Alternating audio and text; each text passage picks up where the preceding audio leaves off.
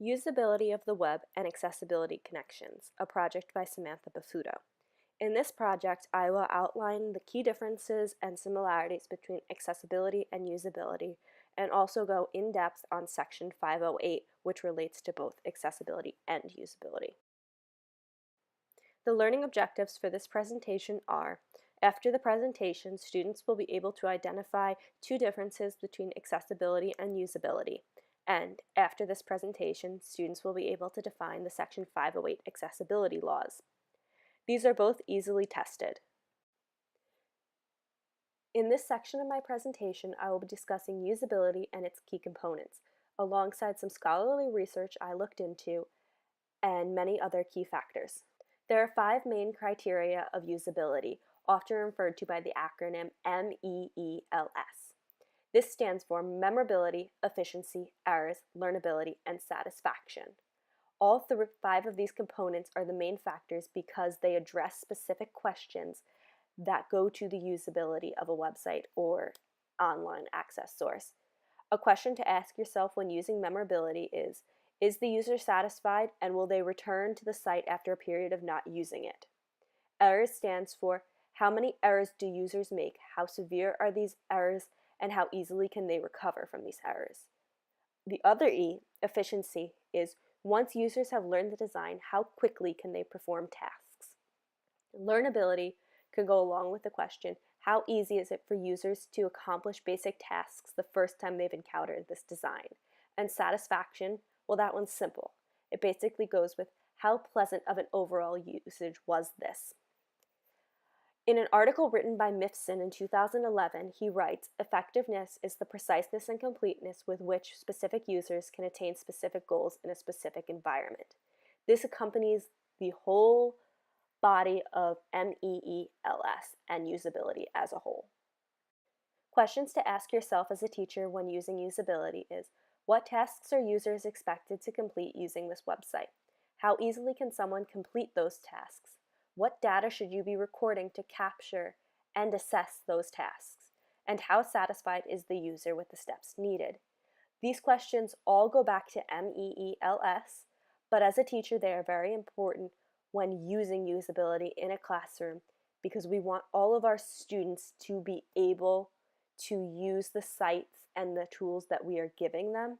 Asking yourselves these questions are the most basic and trustworthy way to get the answer of whether or not the sites and the tools you are using meet the criteria of usability. Steve Krug, a popular usability theorist, wrote the book Don't Make Me Think, A Common Sense Approach to Web Usability. In that novel, he outlined the 10 usability lessons that he uses. In this presentation, I will outline all 10 for you. The first lesson is, usability means everything works well and that the average person can use it for the purpose it was made for without getting frustrated. This is very basic to understand. It means that when you go onto a website or use an online web tool, you are able to use the site for its basic purpose without getting frustrated or angry at the site because it is easy to use for the average person. The second lesson that Steve Krug has come up with is web applications should explain everything as much as possible. This is also pretty basic to understand, but it means that when you start a new game online, a new tool online, it should have all the directions written out as clearly as possible. There should be nothing left to guesswork. The user should be able to use the site as easily as possible. The third usability lesson is don't make me think. Steve Krug believes that people do not want to be challenged for easy tasks. The fourth lesson of Steve Krug is don't waste my time. Nobody wants their time wasted online. When people go online, it is to find out the information they are looking for, not to try to figure out what's going on with the site. The fifth lesson is users still cling to their back button. The back button is the most used feature on any website and on any computer. You have to make your website usable and interesting to people. Otherwise, they will go back and they will leave the site. The sixth lesson is we're creatures of habit. People tend to stick with things that work, not go to new things. The seventh usability lesson is no time for small talk. Most users don't want to chit chat when they get online. The eighth usability lesson is don't lose the search bar. People will always look for the search bar because it is the easiest and most usable way to find what they are looking for. If the search bar is hidden, the website becomes automatically unusable to the viewer. The ninth usability lesson is we form mental site maps. Basically, this means don't change the site as much as possible. Update it when it becomes necessary, but people form mental maps of how the sites that they like to use work. And once it changes, they become more likely to leave and not want to use it again. The 10th and final lesson is make it easy to go home. People want to use a home button, and it makes life easier. Do not get rid of it. Do not make it complicated to go home. All 10 of Steve Krug's usability lessons in Don't Talk to Me all go hand in hand with usability. They're all designed to make websites usable for the average viewer. The main thing about usability is that it's designed for the average person. Now that we have reached the end of the section on usability, I will go in depth on accessibility and the differences between accessibility and usability. Accessibility is all about ensuring that all users, no matter a physical, emotional, or cognitive disability, have equal access. While usability focused on the average person, accessibility focuses on all people. Section 508, which will be discussed more in depth later, requires that all government sites are accessible. An example of this is videos need to have an option for words to be displayed on the screen. Accessibility needs usability to exist. While this is a complicated statement, when broken down, it really isn't. Usability could exist without accessibility, because usability is for the average person. An online game designer can design a site that is usable for the average person while not accessible for somebody with a disability.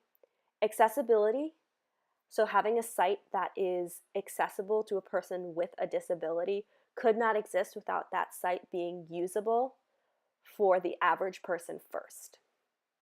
So the big question is, why don't we use accessibility and usability together? Ways to do this is to not test sites or games based off the average user. Include some people with disabilities in your testing group too. Remember, an accessible website benefits all users.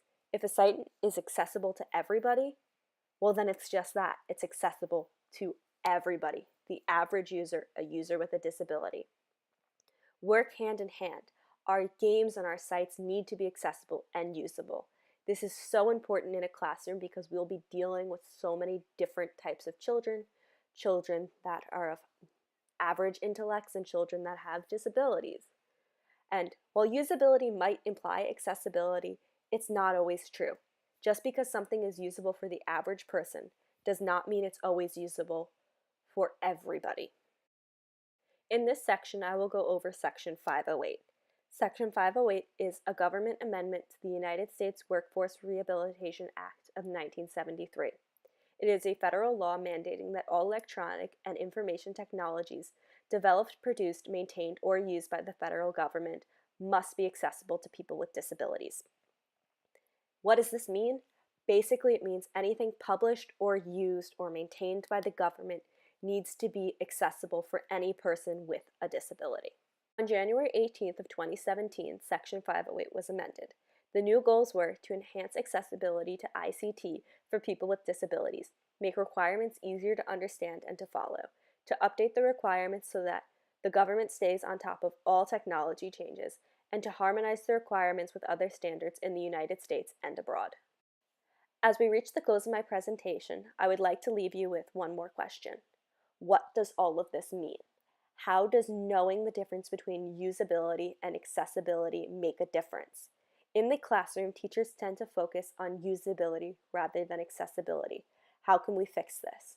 An idea I've come up with is to use tools that are only accessible, because this means all students can use them, rather than leaving out students with usability. Being accessible bridges the gap between students. What are some of your ideas? I'd love to hear them. Listed here are my references for any further reading.